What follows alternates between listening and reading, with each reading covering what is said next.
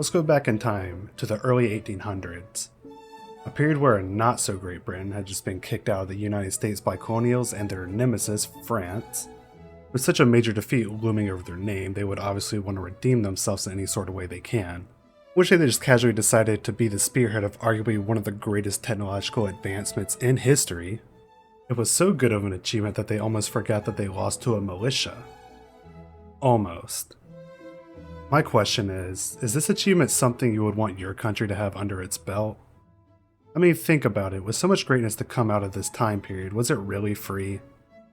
When you think of the Industrial Revolution, you would never think of sunshine and rainbows.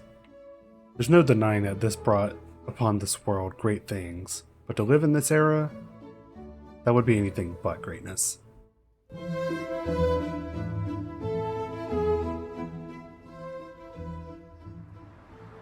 Let's start by putting these two gentlemen in a room, a factory owner and a labor union owner.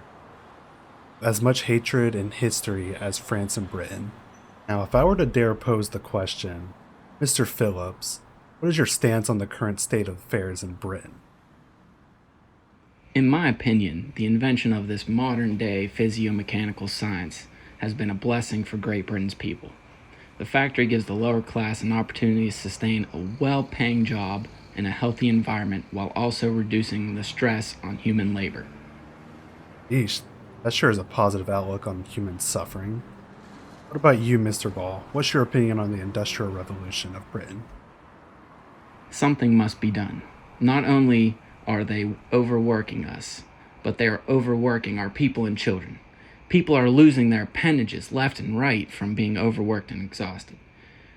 If we all walk out of the factory, how will they produce their goods? I say we strike, so we can receive fewer hours and better pay. Yeah, it seems to be a he said, she said situation. Only there was a factory we could explore to see who was right and wrong.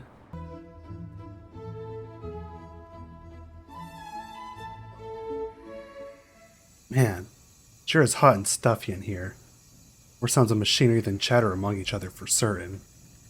Oh, yeah, this definitely isn't somewhere I would want to find myself working. It's absolutely abhorrent. Crowded spaces, hot and stuffy, not to mention the tattered clothes. Guess the pay was a lie too. Can't even afford clean attire.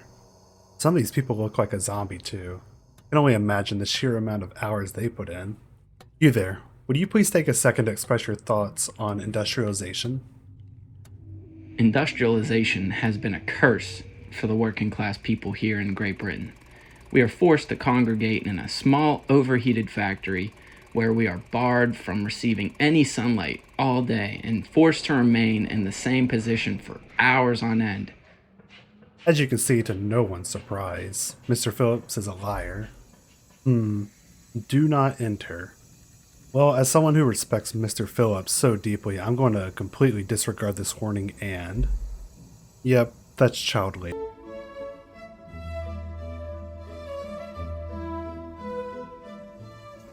Honestly, who would have thought that people would use free child labor in their factory? It benefits the owner quite well to not have to pay someone for their hard work to up their bottom dollar. Imagine being a child, but instead of a playground, it's a hot, stuffy factory. Yeah, safety isn't exactly factory owners have in their vocabulary. On the other hand, the word replacement probably brings them more pleasure than a bank teller telling them their balance out loud.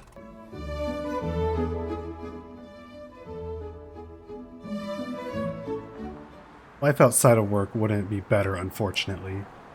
Due to the low pay of the workers, they would have to scrape by living in cramped living quarters. Their conditions could be called anything but sanitary. Going back to Mr. Ball, the labor union owner. You can see workers begin to organize, demanding better conditions, reasonable hours, and fair wages. This would be the start to workers' rights to gain momentum, and lay the foundations for labor movements to come.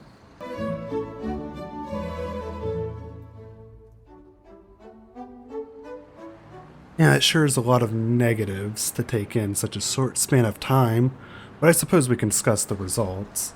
Due to the technological boom, we got all kinds of advanced machinery that makes handcrafting and slow transportation a thing of the past.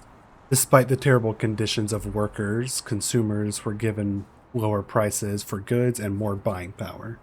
I'm sure this passerby would have something good to say about it. Excuse me, what are your thoughts on the cost of goods? I absolutely love my new clothes.